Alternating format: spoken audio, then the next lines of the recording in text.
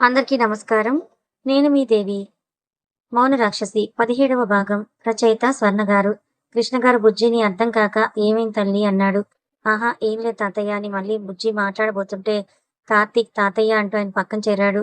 "ఏంట్రా, ఈ రోజు నానమ్మని ఒకసారి హాస్పిటల్ తీసుకురండి. బీపీ అవి చెక్ చేసి కొన్ని టెస్టులు చేస్తాను. అలాగే మీకు కూడా." "నాకు అవసరం లేదులేరా, దానికి చెయ్యి చాలు. ఏ రోగాలు లేకున్నా భయం అనే రోగంతో ఏదో ఉందని భయపడిపోతూ ఉంటుంది" అని అంటారు కృష్ణగారు. "సరేలే తాతయ్య, రావడం మాత్రం మర్చిపోవద్దు. వస్తాను" అని చెప్పి కృష్ణగారు చూడకుండా బుజ్జికి కన్ను కొడతాడు కార్తీక్. బుజ్జి కోపంగా చూస్తుంది. కార్తీక్ అందంగా ఓ చిరునవ్వు నవ్వేసి వెళ్ళిపోతాడు. బుజ్జి కార్తీక్ అటు వెళ్ళగానే ఉఫ్ అని అంటూ ఊపిరి పీల్చుకుని మళ్ళీ కృష్ణగారితో కబుర్లు చెప్పడం స్టార్ట్ చేస్తే బుజ్జి చెప్పేవన్నీ చాలా ఓపిగ్గా నవ్వుతూ వింటున్నారు. G2 కంపెనీ అద్దాల ఇంద్రభవనం లాంటి ఆ కంపెనీలో 6వ అంతస్తులో ఉన్న క్యాబిన్‌లో రాక్షసత్వానికి రూపం దాల్చి మానవ రూపంలో జన్మిస్తే ఎలా ఉంటాడో అతనే ఓ ఉదాహరణ. 6 అడుగుల పొడవు, హైట్‌కి తగ్గ వెయిట్, జిమ్ బాడీ, ముట్టుకుంటే మాసిపోయేంత అందం, పట్టుకుంటే కందిపోయేంత తెల్లటి చర్మం. ఒక్క మాటలో అమ్మాయిలు కలల రాకుమారుడనే చెప్పొచ్చు. కానీ రాక్షసుల్లో కూడా లేనంత రాక్షసత్వం కలిగినవాడు. తను కావాలనుకుంది ఎదుటివాడిని చంపైనా తన సొంతం చేసుకుంటాడు. అది మనిషైనా, వస్తువైనా. డబ్బుతో వచ్చిన అహంకారం, పొగరు ఆ మొహంలో, మాటల్లో ఉట్టి పడుతూ ఉన్నాయి. అతని గురించి పూర్తిగా తెలిసిన వ్యక్తులు ఇద్దరే ఇద్దరు. ఒకరు తన తండ్రి అయితే మరొకరు రియా, అతని పిఏ. అలాగే తనను ప్రేమించిన అమ్మాయి కూడా. అతను యుఎస్‌లో మాస్టర్స్ చేస్తున్నప్పుడే రియా కూడా సేమ్ కాలేజ్. రియా ఇండియన్ అమ్మాయే. రియా అతని అందానికి ఫిదా అయ్యి అతన్ని ఎప్పుడు ఫాలో చేస్తూ కొన్నాళ్ళకి అతని క్యారెక్టర్‌కి కూడా ఫిదా అయ్యి అతనికి ప్రపోజ్ చేసింది. పాపం బిడ్డ అక్కడే బలైంది. అతని గురించి ఒకవైపు తెలుసుకుని ప్రపోజ్ చేసిన తనకి తన అసలు రూపం చూపించాడు. తనకి పెళ్లి మీద ఇంట్రెస్ట్ లేదు కానీ రియా అందానికి ఫ్లాట్ అయ్యి తనను భయపెట్టి అతను చెప్పినట్టుగా వినకపోతే తన కుటుంబాన్ని చంపేస్తానని బెదిరించి జీవితాంతం తన పక్కనే ఆమె ఉండేలాగా చేసుకున్నాడు. అతని పనులన్నీ రియాని చెయ్యాలి. ఇంతకీ అతను ఏం మాట్లాడుతున్నాడో విందాము రండి. ఫోన్‌లో సార్, మనం అనుకున్న ప్లాన్ ఫ్లాప్ అయ్యింది సార్. ఆ డాక్టర్ మనల్ని మోసం చేసి పాపని బ్రతికించాడు అని అవతలవాడు చెప్పడం ఆలస్యం. కోపంగా ఫోన్ని విసిరికొట్టాడు. ఆ అని అరుస్తూ అభి అని కసిగా అరుస్తూ ఫ్లవర్ వాస్ తీసుకొని ఎదురుగా గోడ మీద ఉన్న అభి ఫోటో ఫ్రేమ్ కేసి కొట్టాడు. అది భళ్ళున పగిలి ముక్కలై అతని కాళ్ళ దగ్గర కింద పడింది. అతని క్యాబిన్‌లో నుంచి వినిపించే సౌండ్స్‌కి, అరుపులకి బయటున్న అతని పిఏ రియా గజగజ వణికిపోతూ ఉంది. అది ఆ బిల్డింగ్‌కి చివరి అంతస్తు కనుక అందులో స్టాఫ్ ఎవరూ ఉండరు. మొదటి 4 అంతస్తులలో ఆఫీస్ స్టాఫ్ ఉంటే, 5వ అంతస్తులో మీటింగ్స్ అవి కండక్ట్ చేసే కాన్ఫరెన్స్ హాల్స్ ఉంటాయి. 6వ అంతస్తులో కొన్ని క్యాబిన్స్ మాత్రమే ఉంటాయి. రియా చాలా సేపటికి ఆ సౌండ్స్ అవి ఆగిపోవడంతో ఉఫ్ అని ఊపిరి వదిలి మహానుభావుడు ఎన్ని పగలగొట్టాడో లోపల అనుకుంటూ అవి క్లీన్ చేయడానికి అవసరమైనవి తీసుకొని నెమ్మదిగా క్యాబిన్ డోర్ ఓపెన్ చేసి లోపలికి వెళ్తుంది. అతను తన చైర్‌లో వెనక్కి వాలి కళ్ళు మూసుకొని కూర్చొని కోపంతో రగిలిపోతూ ఉన్నాడు. రియా చప్పుడు చేయకుండా నెమ్మదిగా అవన్నీ క్లీన్ చేస్తుంది. అలా క్లీన్ చేస్తున్న తన మోచేయి పట్టుకొని లేపి ఫోర్స్‌గా గోడకు అదిమి పట్టి అతని కోపాన్నంతా ఆమె పెదవులపై చూపించాడు. అతను చేసిన పనికి షాక్ అయ్యి చూస్తూ అతన్ని ఎదుర్కొనే బలం లేక తన నిస్సహాయతకి మౌనంగా రోదిస్తోంది. తన పెదవుల్ని వీడి కోపంగా ఆమెని లాగిపెట్టి కొట్టి, "ఎన్నిసార్లు చెప్పాను నీకు, నేను చెప్పకుండా ఏ పని చెయ్యొద్దు" అని కోపంగా అరిచి అక్కడ్నుంచి వెళ్ళిపోయాడు. రియా ఏడుస్తూ అక్కడే నిలబడిపోయింది. ఇప్పుడు తను ఈ పని చేయకపోయినా అతని నుంచి ఇదే రియాక్షన్ వస్తుందని ఆమెకి బాగా తెలుసు. తనకి ఇదేమీ కొత్త కాదు. కానీ ఇలాంటి వాడినా తను ప్రేమించింది అని తలుచుకుంటుంటేనే తన మనసు ముక్కలైపోతుంది. చాలా సేపటికి తనని తాను సముదాయించుకొని అవన్నీ క్లీన్ చేసి అక్కడే కూర్చొని తన వర్క్ చేసుకుంటోంది. చిన్ని పాప చనిపోయిందని ముందే తెలిసినప్పుడు మరి ఇదంతా ఏంటి అంది అయోమయంగా అభిని చూస్తూ. శివ కూడా ఇంచుమించుగా అదే డౌట్‌తో అభిని చూశాడు. అభి డ్రైవ్ చేస్తూనే నిన్న జరిగిన ఇన్సిడెంట్‌తో నాకు ఆ కంపెనీ వాళ్ళపైన నెగెటివ్ ఇంప్రెషన్ రావడమే కాక వాళ్ళ నుంచి ప్రమాదం కూడా ఉండిపోవచ్చని ముందే గెస్ చేశాను. అందుకే హాస్పిటల్‌లో సెక్యూరిటీని అరేంజ్ చేశాను. డాక్టర్‌తో ముందుగానే మాట్లాడాను. వాళ్ళు పాపని చంపమని చెప్పారు అని. తన బిడ్డ కూడా వాళ్ళ దగ్గరే ఉందని నాకు నైటే చెప్పాడు. అందుకే ప్లాన్ చేసి వాళ్ళ ప్లాన్‌ని వాళ్ళకే రివర్స్ అయ్యేలాగా చేశానన్నాడు. అభి G2 కంపెనీ వాళ్ళకి స్పాట్ పెట్టాడని శివకి అర్థమై చిన్నగా నవ్వుకున్నాడు. అలాగే చిన్ని, అభి కలిసిపోయారని చాలా హ్యాపీగా ఉన్నాడు. చిన్నికి తను తెలిసినా కూడా మాట్లాడకుండా ఉండడంతో తనని గుర్తుపట్టలేదని అర్థమయింది శివకి.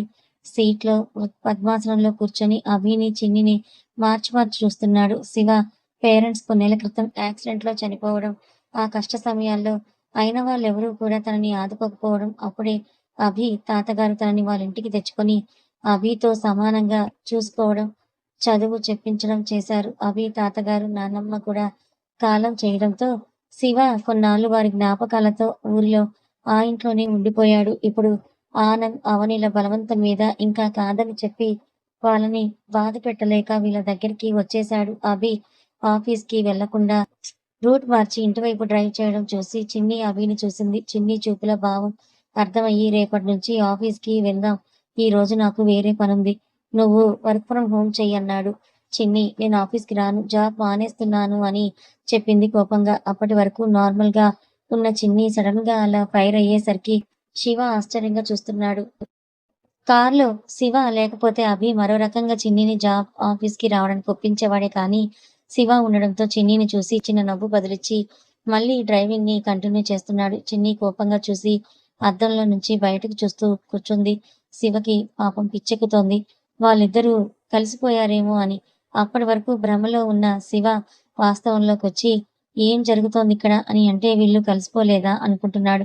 అప్పుడే బుజ్జి ఫోన్ చేయడంతో శివ ఫోన్ లిఫ్ట్ చేసి చెప్పరా అన్నాడు. బుజ్జి ఎక్కడికిరా అంత హడావిడిగా వెళ్ళావు? ఎక్కడున్నావు?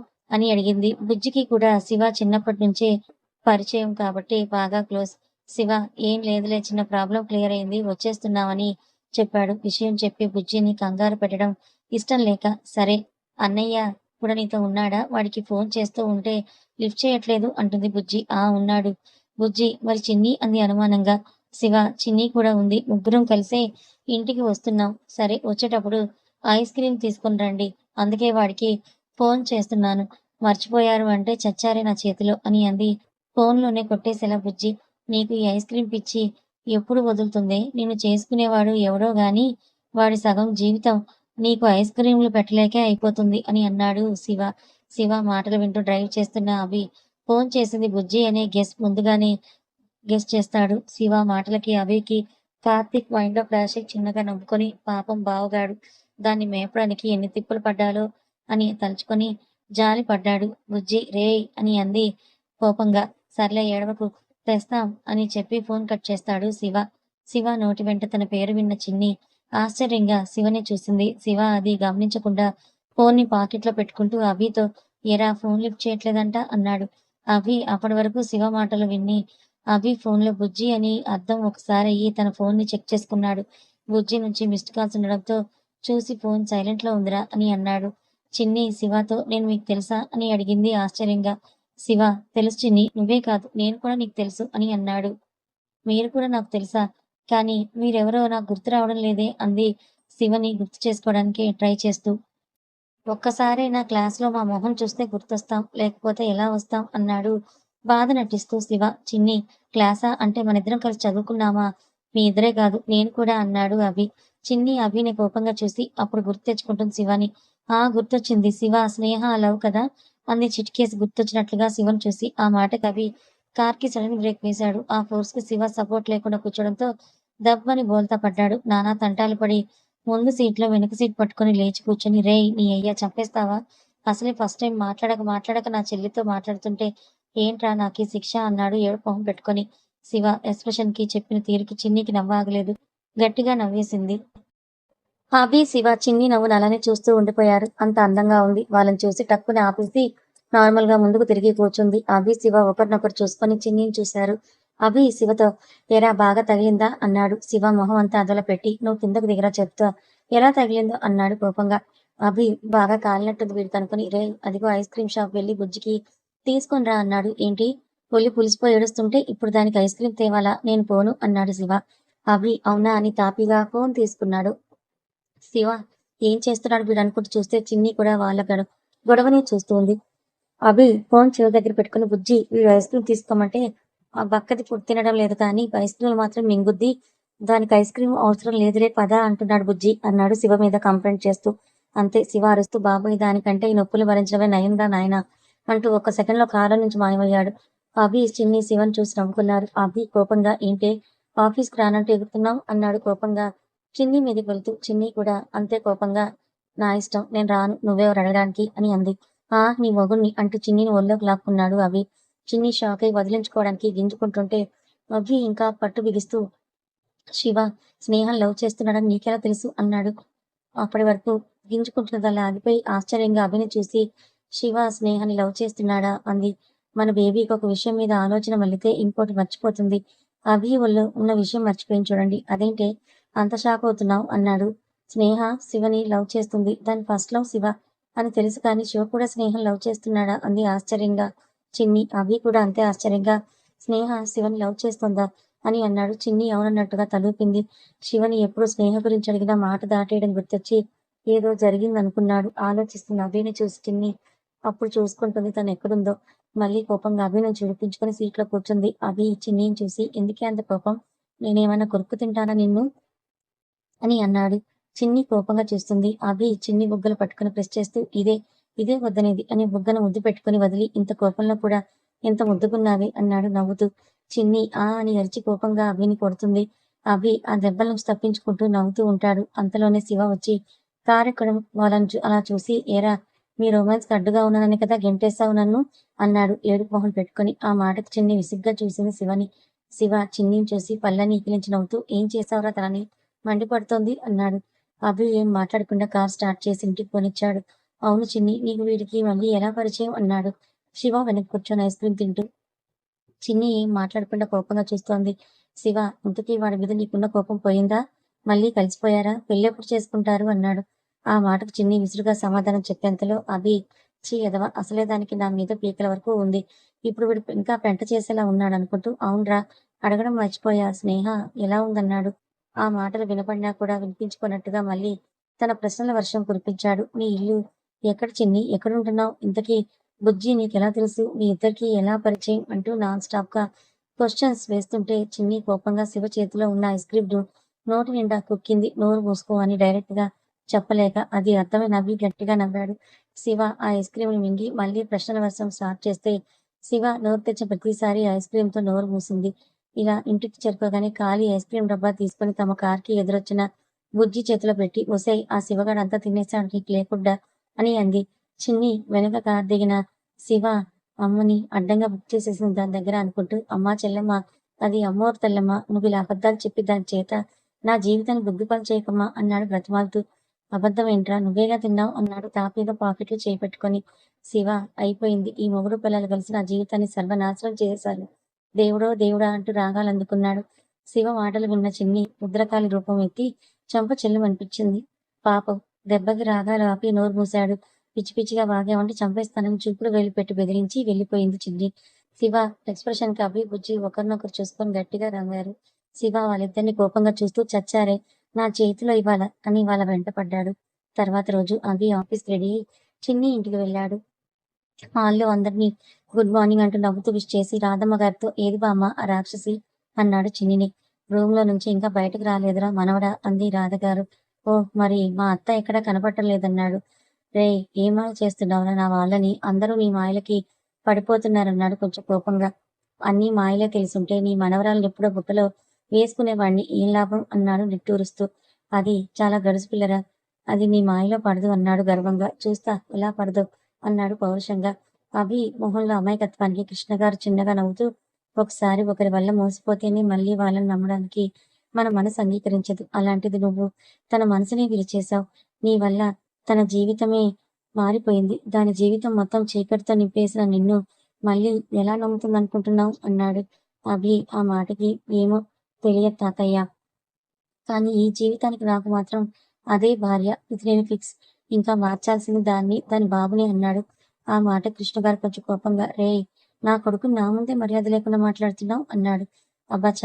ముందు మీరు మీ కొడుకుతో మాట్లాడండి. ఆ తర్వాత నేను నా మామ గురించి మర్యాదగా మాట్లాడతా అని ఇంతకీ నా బావగాడేడి?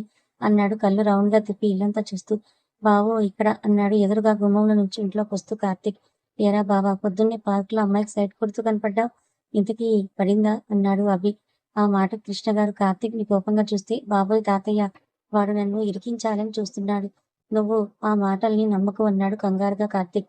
ఆ అవునవును అబద్ధమేనా తాతయ్య, నువ్వు నమ్మకు అనగానే కార్తీక్ రిలాక్స్ అయ్యాడు. మళ్ళీ వెంటనే అభి, కానీ ఎందుకు కంగారు పడుతున్నావురా అని అన్నాడు. అప్పుడే కిచెన్ నుంచి కాఫీ కప్పులు పట్టుకొస్తున్న జానకి అభి మాటలు విని, ఎవర్రా అమ్మాయి అని సీరియస్ గా ఇరికించేశాడని కోపంగా అభిని చూస్తాడు కార్తీక్. అభి నవ్వుతూ కన్ను కొట్టాడు. అడుగుతుంటే చెప్పవేంట్రా అని అంది మళ్ళీ జానకి. అమ్మా ఎవరు లేరు, వీడు నన్ను ఇరికిస్తున్నాడు అన్నాడు కోపంగా అభిని చూసి. జానకి గారు కార్తీక్ తలపై 2 మొట్టికాయలు వేసి, రా ఇంట్రా రా బావా అని పిలువు అంది. కార్తీక్ మూతి ముడుచుకొని అభిని చూశాడు. అభి నవ్వాపుకుంటూ, అది అలా గడ్డి పెట్టత్తా, కనీసం చెల్లెలి మొగుడన్న గౌరవం కూడా లేదన్నాడు. జానకి కార్తీక్ ని ఇంకో 2 దెబ్బలు వేసి క్లాస్ పీకుతుంటే అభి రాధగారికి ముద్దు పెట్టి, బాయ్ డార్లింగ్, నా పిల్లని లైన్లో పెట్టుకోవాలని కృష్ణ గారికి కన్ను కొట్టాడు. కృష్ణ గారు అభిని గుర్రుగా చూశాడు. అభి నవ్వుతూ చిన్ని రూమ్లోకి వెళ్ళాడు. రూమ్లోకి వెళ్ళి చూస్తే చిన్ని బెడ్ మీద లేదు. వాష్రూమ్ నుంచి సౌండ్ రావడంతో ఓ ఫ్రెష్ అవుతోందా అనుకొని బెడ్ మీద కూర్చున్నాడు. చిన్ని ఫ్రెష్ రూమ్లోకి వచ్చి అభిని కోపంగా చూసి, నువ్వేంటి ఇక్కడ అంది చిరాగ్గా. పొద్దున్నే అలా మాడుమొహం వేసుకోపోతే నవ్వుతూ ఓ ముద్దుతో గుడ్ మార్నింగ్ చెప్పొచ్చు కదే అన్నాడు గారంగా అభి. ఆ మాటకి చిన్నికి చిర్రెత్తుకొచ్చి, రేయ్ ముందు మర్యాదగా బయటకు నడు అంది. అభి ఓసిని, నీకు బాగా ముదిరిందే, రేయ్ ఏంటే రేయ్ హా అంటూ ముందుకి రాబోతుంటే చిన్ని అభి పొట్టలో పంచిచ్చింది. అభి పొట్టపైన చేయి పెట్టుకుని, చంపేసిందిరా బాబోయ్ అని అరిచాడు. చిన్ని నడుము మీద చేయి పెట్టుకుని కోపంగా చూసింది. అబ్బా రాక్షసి, ఎందుకే అలా కొడతావ్? అసలు పొద్దున్నే కాఫీ ఇచ్చి మొగుణ్ణి లేపాలని బుద్ధి లేదు కానీ, నీకోసం 50,000 మిల్లీమీటర్ల దూరం 60,000 సెకన్ల ప్రయాణం చేసి పక్కింటి నుంచి చాలా కష్టపడి ఇక్కడికొస్తే కనీసం జాలి లేకుండా కొడతావా అన్నాడు అమాయకంగా మొహం పెట్టి. అసలే చిరాకులో ఉన్న చిన్ని అభి మాటలకి ఇంకా చిర్రెత్తిపోయి మళ్ళీ అభిని కొట్టడం మొదలెట్టింది. అభికి దెబ్బలు బాగా గట్టిగానే తగలడంతో, ఏం తింటున్నావే దెయ్యం, ఇంత గట్టిగా కొడుతున్నావు అన్నాడు ఆ దెబ్బల నుంచి తప్పించుకుంటూ రూమ్ అంతా పరిగెడుతూ. నీ అబ్బా, నా చేతికి దొరకరాను చెప్తాను ఏం తింటున్నాను అంటూ వెంటపడుతుంది. అభికి ఫోన్ రావడంతో ఆగి ఫోన్ తీశాడు. అభి సడన్ గా ఆగుతాడని ఎక్స్పెక్ట్ చేయని చిన్ని ఫోర్స్ గా అభిని గుద్దుకుంది. ఆ ఫోర్స్ లో పడిపోయే వాడల్లా నిలదొక్కుని చిన్నిని కూడా పడకుండా పట్టుకున్నాడు. చిన్ని వదలమని గింజుకుంటూ, వదలరా నన్ను అంటూ అరుస్తుంటే పెదవుల మీద ముద్దిచ్చి ఫోన్ లిఫ్ట్ చేసి హలో అన్నాడు. పాపకి సౌండ్ బాక్స్ ఆఫ్ అయి షాక్ తో బిగుసుకుపోయింది. అభి చిన్నిని చూసి నవ్వుకొని ఒక చేత్తో చిన్నిని అలానే చూస్తూ ఫోన్ లో మాట్లాడుతున్నాడు. అభి మాటలకు తేరుకొని చిన్ని ఫోర్స్ గా అభిని తోసేస్తే అభి చిన్ని గుమ్మం బయటపడ్డాడు. చిన్ని కోపంగా డోర్ క్లోజ్ చేసుకుంది. అభి నిజంగానే రాక్షసివే నువ్వు అని నవ్వుకొని కాల్ మాట్లాడేసి కిందకి వెళ్ళాడు. జానకి గారు రఘురామ్ గారికి టిఫిన్ తీసుకెళ్తుంటే అభి ఆమె నాకు చేతిలో నుంచి టిఫిన్ తీసుకొని, నేను తీసుకెళ్తాలే అత్త, నువ్వు వెళ్ళి బామ్మ వాళ్ళకి పెట్టు అన్నాడు ప్లేట్ తీసుకొని.